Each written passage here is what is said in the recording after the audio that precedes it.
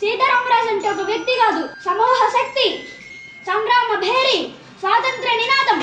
ఈ మట్టిలో మట్టినై, నీటిలో నీటినై, ప్రజల ఊపిరిలో ఊపిరినై, మనసులో భావాన్నై, హృదయాలలో జ్వాల